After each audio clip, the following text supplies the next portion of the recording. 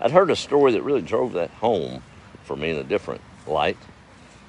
The turn of the century, not this last one, a little further back than that, there was a very rich millionaire, would have been a billionaire in today's terms.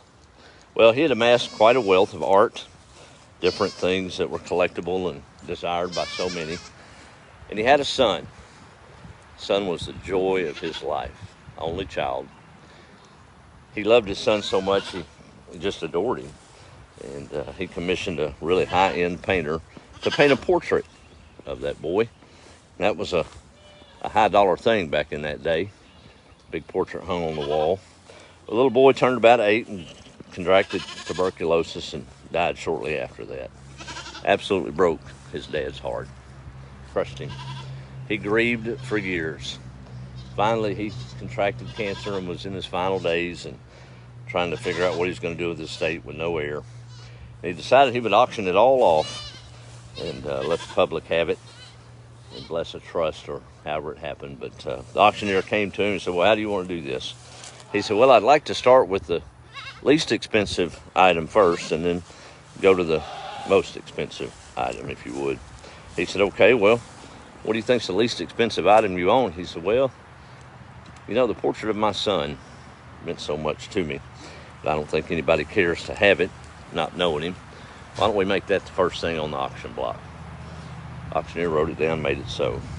A couple of months passed, the man died, and crowds came from all over to this big estate auction looking for a deal, looking to get something of this amassed fortune from this man. Auctioneer got up with that portrait of the son. Everybody looked around, didn't know what in the world it was or why it was there. And he started off saying, anybody give me $100 for this portrait? Nobody raised their hand. It rocked along, and he went to 75 and then to 50. Finally got to $20. Anybody got a $20 bill to take this thing home so we can move forward with the auction? Nobody. He said, well, we've got to move on, so I guess I'm going to have to give it away. Does anybody even want it? Just free, I'll give it to you. One old man in the back is the butler for that man, a man of color. Didn't have much, but he loved that old man and had been with him all his life.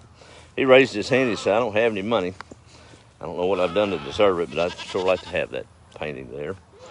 So the auctioneer banged his gavel, said, the auction is closed.